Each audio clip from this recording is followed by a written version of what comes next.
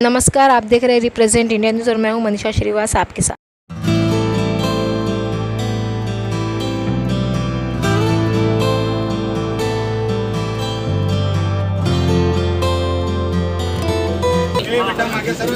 जय महाराष्ट्र। अरे मज्जत सर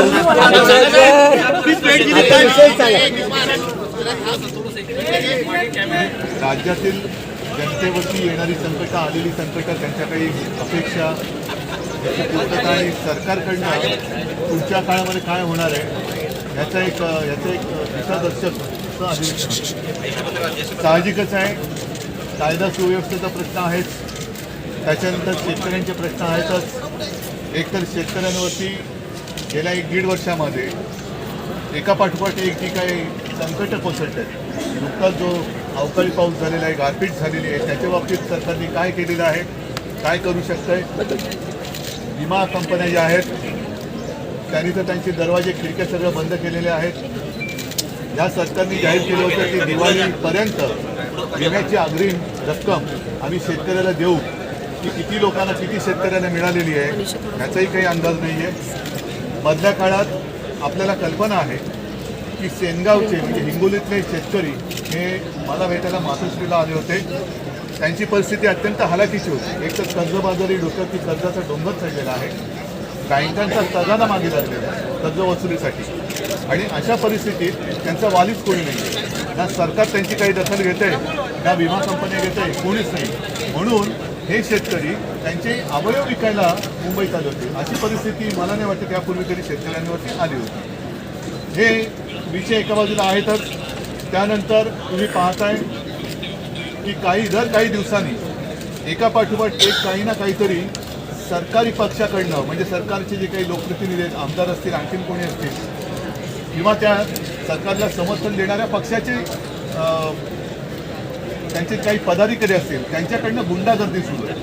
काल परवाकडे कोल्हापूरमध्ये एक घटना घडलेली आहे. घरामध्ये घुसून मारहाण झाली. ते सगळे व्हिडिओ आपल्या माध्यमातून जनतेला गेलेच असतील. त्याचाही न्याय निवाडा लावावं लागेल, कारण त्यांच्यावरती कारवाई होणार आहे की नाही हा एक विषय आहे. दुसरी गोष्ट, सध्या पत्रांचा जमाना आहे. आम्ही 1-2 पत्र दिलेले, एक निवडणूक आयोगाला पत्र दिले, त्याचं उत्तर आम्ही बघतो आहोत की धर्माच्या नावावरती, देवाच्या नावावरती मतं मागायला परवानगी जर असेल तर आम्ही सुद्धा सुरू करतो.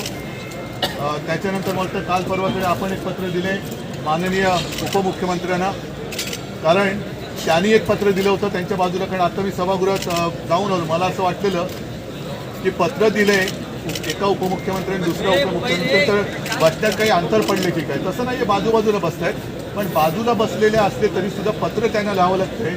तर ते राजमान्य राजश्री पत्र लिहिण्यास, कारण की त्या पत्राचं उत्तर कधी मिळणार त्याची वाट बघतोय.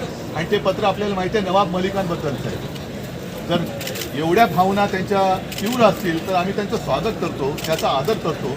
भारतीय जनता पक्षाच्या भावना देशप्रेमाबद्दल एवढ्या उचंबळून आलेल्या असतील तर मग आम्ही त्यांना जे पत्र लिहिले त्या पत्राचं उत्तरसुद्धा कधी मिळणार हे सुद्धा आम्हाला माहिती नाही. आणि ते पत्र तुम्हाला माहिती आहे, ज्या न्यायाने नवाब मलिकांना त्यांनी सांगितलं की यांना दूर ठेवा, मग तोच न्याय दुसऱ्याला लावणार आहात की काय नाही. कारण एकाला एक न्याय आणि दुसऱ्याला एक न्याय हे लोकांना पटेल काय हा सुद्धा महत्त्वाचा प्रश्न आहे. थोडक्यात सांगायचं म्हणजे नवाब मलिकांना एक न्याय लावणार असाल तर तोच न्याय प्रफुल्ल पटेलना लावून त्यांच्यापासून तुम्ही अंतर ठेवणार आहात की नाही. आणि जी मालमत्ता इक्बाल मिरचीची म्हणून त्यांच्याबरोबर व्यवहार केला म्हणून स्वतः माननीय पंतप्रधान, मला आठवते कारण तेव्हा आमची युती होती, बांद्रा कुर्ला कॉम्प्लेक्सच्या सभेत बोलले होते की कुछ लोग मिर्ची का व्यापार करते हैं, कुछ लोग मिर्ची से व्यापार करते हैं. तर आता ज्यांनी मिर्ची बरोबर व्यापार केलेला आहे त्यांच्याबरोबर हा सत्तेचा व्यापार तुम्ही चालू देणार आहात की त्यांच्यावरती त्यांची जी मालमत्ता ईडीने जप्त केली आहे ती सगळी लक्षात घेता त्यांच्यावरती तुम्ही कारवाई पुढे चालू ठेवणार आहात की नाही हे सुद्धा आम्ही प्रश्न विचारले, त्याची वाट बघतोय. आता जसजसं अधिवेशन पुढे सरकेल तसतसं जनतेच्या प्रश्नाला आम्ही वाचा फोडू. आणि आम्हाला अपेक्षा आहे की सरकार त्या प्रश्नाला योग्य ते नुसतं उत्तर कागदावरती नाही तर कृतीतून देईल. मुख्यमंत्री म्हणाले आहेत की तुम्ही तिसऱ्या दिवशी सभागृहात येत आहे, आदित्यजी तिसऱ्या दिवशी सभागृहात येत आहेत, सभागृहाच्या कामकाजाविषयी तुम्ही गंभीर नाही किंवा महाराष्ट्राच्या प्रश्नांची. ठीक आहे, तुम्ही पहिल्या महाराष्ट्राच्या प्रश्नाबद्दल गंभीर असाल तर समुद्रावरती ट्रॅक्टर चालवणारा मुख्यमंत्री मी तरी पहिल्यांदा पाहिला. म्हणजे लोकांच्या घरादारावरती, शेतकऱ्यांच्या घरादारावरती नांगर आणि समुद्रावरती ट्रॅक्टर, हा असा मुख्यमंत्री मी पहिल्यांदा पाहिला. शेतकऱ्यांच्या 1 रुपया विमाबाबत शेतकऱ्यांची फसवणूक झालेली स्पष्ट होत आहे. आपले आमदार आहेत कैलास पाटील हे देखील वारंवार या संदर्भात माहिती देतात आहे, मात्र सभागृहात ती मांडण्याला त्यांना वेळ देत नाही आहे. म्हणजेच मुख्यमंत्री शेतकऱ्यांच्या प्रश्नाबद्दल उदासीन आहे. माझ्यावरती आरोप करताना त्यांनी शेतकऱ्यांबाबत आपण काय करतो आहोत, 1 रुपयात विमा योजना त्यांनी जी आणली त्याचा परिणाम असा झाला की साधारणतः सरासरी 80 ते 90 लाख शेतकरी विमा घ्यायचे, तो आपल्या यावेळेला 2.25 कोटीच्या घरात गेला. म्हणजे 8,000 कोटी जो शेतकऱ्याचा हिस्सा होता तो राज्य सरकारने भरला. हा पैसा जनतेचा पैसा आहे. तर त्या पैशाचं पुढे काय झालं तर हा सुद्धा त्यांच्या मित्रांच्या कंपन्यांच्या खिशात गेला. त्याचे उत्तर त्यांनी द्यायला पाहिजे. कारण 72 तास म्हणजे नुकसान झाल्यानंतर 72 तासाच्या आत नुकसान झाल्याचा कळवा, ही जी काही विमा कंपनीची अट आहे त्या 72 तास आणि त्याच्यानंतर सुद्धा विमा कंपन्यांचे फोन बंद आहे, दार खिडक्या सगळं बंद आहे, कोणी कोणाला विचारायला तयार नाही. मग हे 8,000 कोटी जर का गेले असतील तर ते कोणाच्या बोलतो? तुम्ही ट्रॅक्शन करतोय, त्यांनी हातसफाई केली रस्त्यामध्ये, नाल्यामध्ये. स्वच्छता जी आहे ना ती त्यांनी त्यांच्या सहकाऱ्यांपासून करावी. ज्या आरोप केलेले डागी सहकारी त्यांच्या आहेत त्यांची पहिली स्वच्छता करावी, हिंमत असावी असेल तर. कारण बीच क्लीन करण्यासाठी वर समुद्र किनारे क्लीन करण्यासाठी मुंबई महापालिका समर्थ आहे. मुंबई महापालिका समर्थ आहे. आम्ही गेली 25 वर्ष महापालिका बघत आलेलो आहोत, यापुढे सुद्धा बघणार आहोत. स्वतः जर मुख्यमंत्र्यांना समुद्र सफाई करण्याची वेळ आली असेल तर ते प्रशासन करायला तुम्ही हातसफाई केली.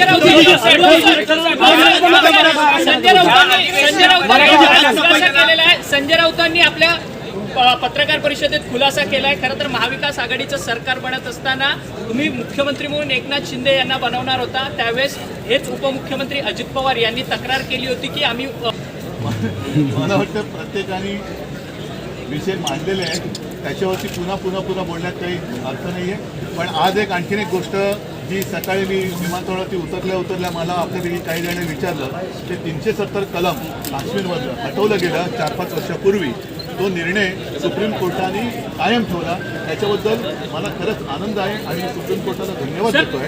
कारण 370 कलम हटवण्यासाठी शिवसेनेचाही आग्रह होता.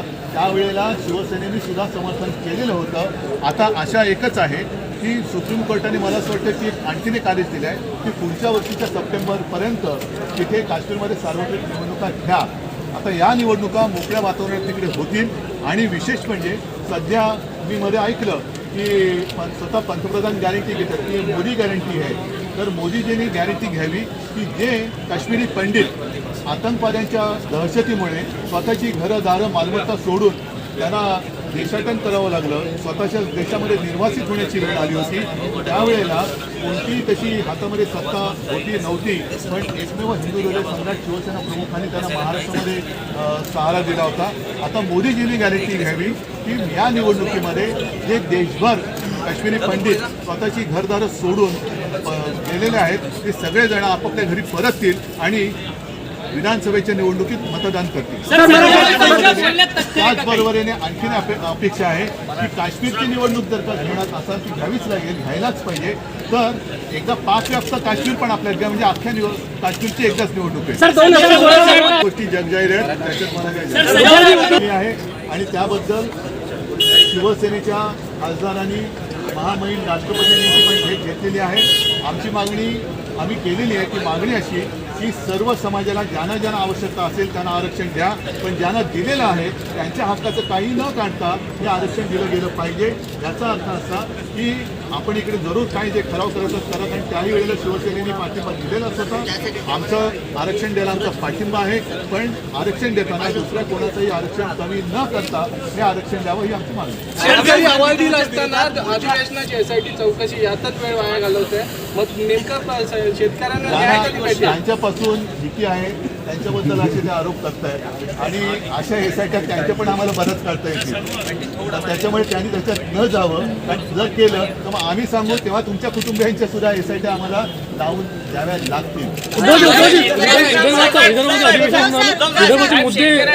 विदर्भामध्ये अधिवेशन होऊन आलं, विदर्भाचे मुद्दे याला डिस्कशनला येत नाही आहेत, त्याच्याबद्दल काय? हो, आता उपमुख्यमंत्री तुमच्या विदर्भाचे आहेत, त्यांना विचारा हा प्रश्न.